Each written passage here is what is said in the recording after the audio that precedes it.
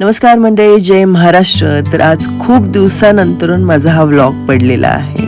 तर आज आपण निघाला आहोत Anandrao Pawar college of engineering इथे. कशासाठी? नाही, अभ्यासासाठी तर नाहीच चाललेलो आहोत, तर वेगळ्या कारणासाठी. संपूर्ण महाराष्ट्राला खदखदून हसवणाऱ्या म्हणजेच झी मराठीवरील चला हवा येऊ द्या यांच्या नवीन पर्वाच्या ऑडिशनसाठी आम्ही सर्वजण आज इथे पोहोचलो आहोत.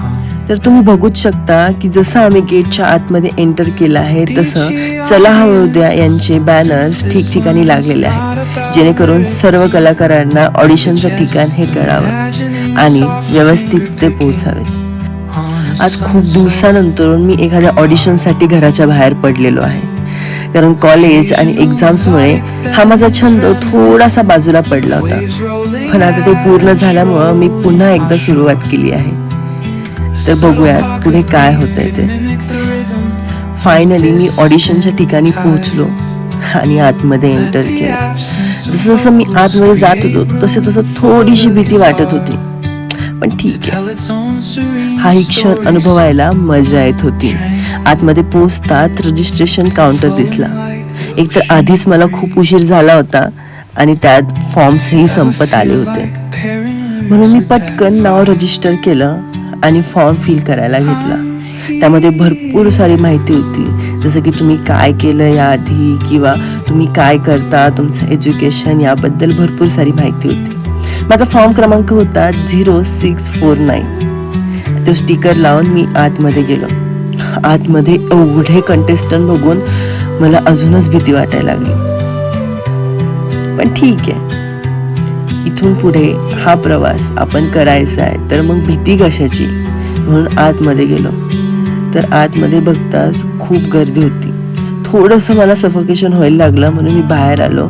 तर बाहेर छोटे छोटे व्हिडिओज घेतले जात होते, लाईक ॲडव्हर्टाईजसाठी. त्यांचा अभिनय बघून मला ना अक्षरशः अंगावरती काटे आले. एवढा सुंदर अभिनय त्या लोकांनी केला होता. मी माझ्या स्किटचं थोडंसं प्रिपरेशन करून पुन्हा एकदा आतमध्ये गेलो आणि फॉर्म सबमिट केला. तेवढ्यात माझं नाव पुकारलं गेलं आणि फक्त 8 जण माझ्यासमोर बाकी होते. जशी जशी वेळ पुढे ढकलत होती तसं नर्वसनेस आणि भीती मनामध्ये येत होती. नेमकं माझं स्किट कसं होईल आणि पुढे काय होईल याचीही भीती होती. पण मी माझं स्किट खूप चांगल्या पद्धतीने केलं आणि मला कळलं की माझं सिलेक्शन सेकंड राऊंडसाठी झालेलं आहे. सेकंड राऊंड हा वरती घेत होते, त्यामुळे मी वरती आलो आणि बघतो काय, माझी प्रिय मैत्रीण संध्या शिशुपाल मला तिथे भेटली. म्हणजेच सुंदरी या नावाने तुम्ही सर्वजण तिला ओळखतच असतात. त्यानंतरून सेकंड राऊंडसाठी स्लॉट वाईज ऑडिशनला पाठवत होते. प्रत्येक स्लॉटमध्ये 10 कंटेस्टंट्स असे जात होते. त्यानंतर आमचा 10 जणांचा नंबर आला. आम्ही सर्वजण लाईनीला लागलो. आता फर्स्ट राऊंड तर कसाही क्लिअर केला होता, पण आता वेळ होती सेकंड राऊंडची. तो खूप टफ होता की एवढ्या सगळ्या क्रिएटर्समध्ये आणि स्टार्समध्ये आपण कसा निभाव लावायचा हे मनात भीती होती. पण मी माझा 100% प्रयत्न केला आणि ऑडिशन दिली. आता ऑडिशन तर मी चांगलीच दिली आहे, पण पास होणार की नाही हे त्यांनाच माहिती. पास झालो तर चांगलंच आहे आणि नाही झालं तर ठीक आहे. प्रवास थोडी ना इथेच थांबलेला आहे. पुढे खूप सारे रस्ते आहेत, कुठे ना कुठे स्टेशन दिसेलच ना. त्यामुळं मी निघालो पुन्हा एकदा माझ्या रस्त्यावरती, कारण आकाशही माझंच आहे आणि मीही माझंच आहे.